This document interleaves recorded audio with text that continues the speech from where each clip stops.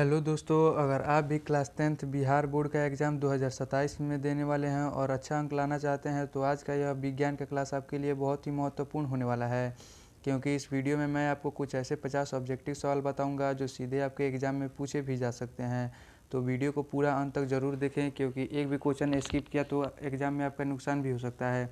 तो चलिए हम लोग क्वेश्चन शुरू करते हैं, लेकिन आगे बढ़ने से पहले आपसे एक रिक्वेस्ट है कि हमारे चैनल पर अगर आप नए हैं तो चैनल को लाइक और सब्सक्राइब ज़रूर करें, ताकि हमारा महत्वपूर्ण क्लास आप तक ज़रूर पहुँचे।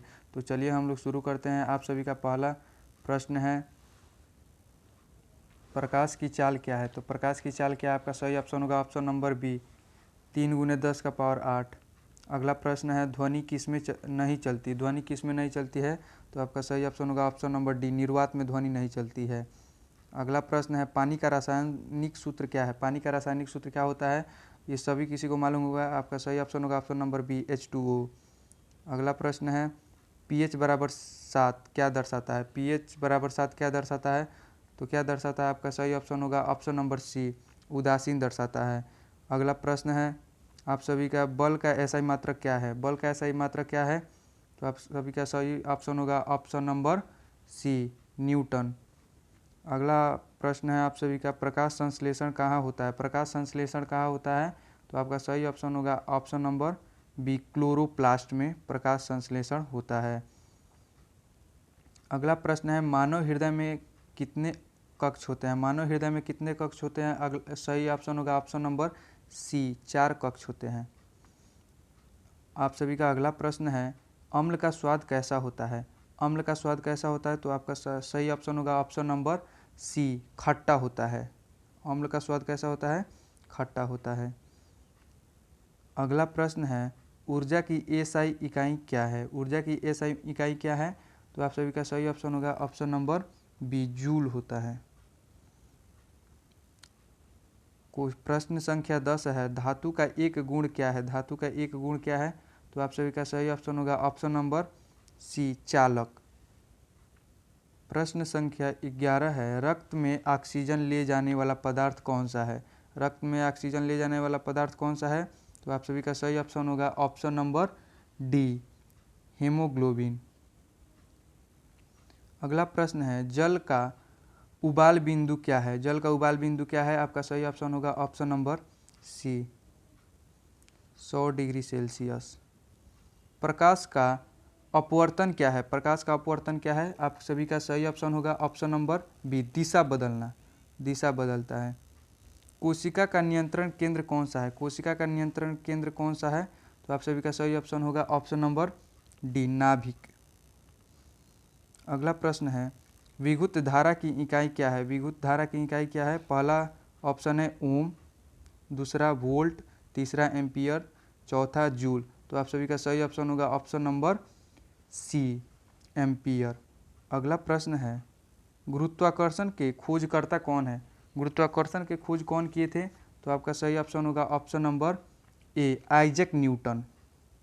आपका सही ऑप्शन होगा आइजैक न्यूटन खोज किए थे। अगला प्रश्न है, सबसे हल्की गैस कौन सी है? सबसे हल्की गैस कौन सी है? तो सही ऑप्शन होगा ऑप्शन नंबर सी, हाइड्रोजन सबसे हल्की गैस होती है। अगला प्रश्न है,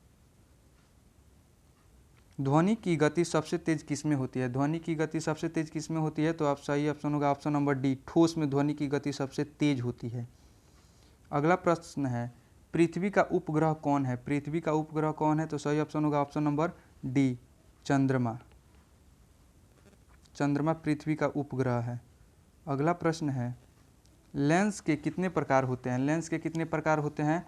तो आपका सही ऑप्शन होगा ऑप्शन नंबर ए, 2 प्रकार होते हैं। लेंस के 2 प्रकार होते हैं, इंग्लिश में कॉनकेव लेंस, कॉन्वेक्स लेंस। अगला प्रश्न है, कोशिका की खोज किसने की? कोशिका की खोज किसने की थी? तो आपका सही ऑप्शन होगा option number A, Robert Hooke ने। अगला प्रश्न है,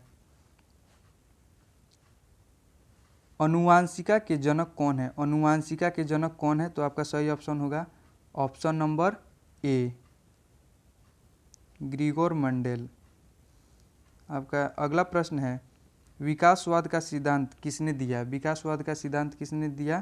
तो आपका सही ऑप्शन होगा option number A, Charles Darwin.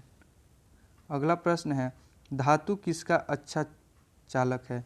धातु किसका अच्छा चालक है? तो आपका सही ऑप्शन होगा ऑप्शन नंबर सी, दोनों का, ऊष्मा और विद्युत दोनों का अच्छा चालक है। अगला प्रश्न है, पौधे में हरा रंग किससे होता है? पौधे में हरा रंग किससे होता है? तो आपका सही ऑप्शन होगा ऑप्शन नंबर ए, क्लोरोफिल के द्वारा पौधे में हरा रंग होता है। अगला प्रश्न है, मानव शरीर में हड्डियों की संख्या कितनी है? मानव शरीर में हड्डियों की संख्या कितनी है? तो आप सभी का सही ऑप्शन होगा ऑप्शन नंबर ए, 206। अगला प्रश्न है, सूर्य से पृथ्वी तक प्रकाश आने में कितना समय लगता है? तो आपका सही ऑप्शन होगा ऑप्शन नंबर ए, लगभग 8 मिनट लगता है, लगभग 8 मिनट। अगला प्रश्न है, अम्ल जोड़ क्षार से क्या बनता है? अम्ल जोड़ क्षार से क्या बनता है? आपका सही ऑप्शन होगा ऑप्शन नंबर ए, लवण और जल बनता है।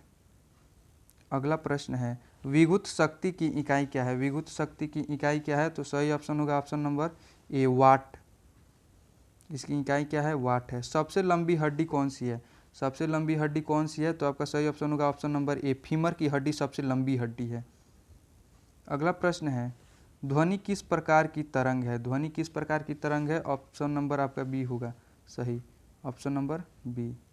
अगला प्रश्न है, जल का रासायनिक संघटक क्या है? जल का रासायनिक संघटक क्या है? तो आपका सही ऑप्शन होगा ऑप्शन नंबर ए, H और O। प्रश्न संख्या 33वां जो है वो है, मानव शरीर का सामान्य तापमान क्या है? मानव शरीर का सामान्य तापमान क्या है? तो आपका सही ऑप्शन होगा option number A, 37 degree Celsius.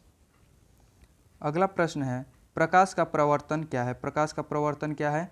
तो आपका सही ऑप्शन होगा ऑप्शन नंबर ए, वापस लौटना। इस तरह प्रकाश आती है और वापस लौट जाती है, इधर पॉलिश रहता है, प्रकाश इधर से आती है और इधर वापस लौट जाती है। आप सभी का अगला प्रश्न है, प्रश्न संख्या 35, पौधे भोजन कहाँ बनाते हैं? पौधे भोजन कहाँ बनाते हैं? तो आपका सही ऑप्शन होगा ऑप्शन नंबर ए, पत्तियों में पौधे भोजन बनाते हैं। अगला प्रश्न है, रक्त का लाल रंग किससे होता है? यानी हमारा जो खून है उसका लाल रंग किससे होता है?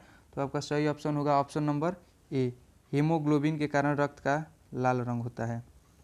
ओम का नियम किससे संबंधित है? ओम का नियम किससे संबंधित है? आपका सही ऑप्शन होगा ऑप्शन नंबर ए, विद्युत से संबंधित है, ऑप्शन नंबर ए आपका करेक्ट आंसर होगा। अगला प्रश्न है, ध्वनि की इकाई क्या है? ध्वनि की इकाई क्या है? तो आपका सही ऑप्शन होगा ऑप्शन नंबर ए, डेसिबल। आप सभी का अगला प्रश्न है, डीएनए कहाँ पाया जाता है? डीएनए कहाँ पाया जाता है? तो आपका सही ऑप्शन होगा ऑप्शन नंबर ए, नाभिक में पाया जाता है। एक और महत्वपूर्ण बात, डीएनए का फुल फॉर्म भी पूछ सकता है। डीएनए का फुल फॉर्म क्या होता है? Deoxyribo nucleic acid. अगला प्रश्न है, पृथ्वी सूर्य के चारों ओर कैसे घूमती है? पृथ्वी सूर्य के चारों ओर कैसे घूमती है? परिक्रमा के माध्यम से पृथ्वी सूर्य के चारों ओर घूमती है। अगला प्रश्न है, विद्युत आवेश की इकाई क्या है? विद्युत आवेश की इकाई क्या है? तो आपका सही ऑप्शन होगा ऑप्शन नंबर ए, कूलम्ब। अगला प्रश्न है, प्रकाश का स्रोत कौन है? प्रकाश का स्रोत कौन है? आपका सही ऑप्शन होगा ऑप्शन नंबर ए, सूर्य है। प्रकाश का स्रोत कौन है? सूर्य है। अगला प्रश्न है, सबसे भारी गैस कौन सी है? ये बहुत ही महत्वपूर्ण प्रश्न है, बार बार एग्जाम में पूछा जा सकता है, ये बहुत ही इम्पोर्टेंट क्वेश्चन है। आपका सही ऑप्शन होगा ऑप्शन नंबर ए, CO2। अगला प्रश्न है, धातु का गलनांक कैसे होता है?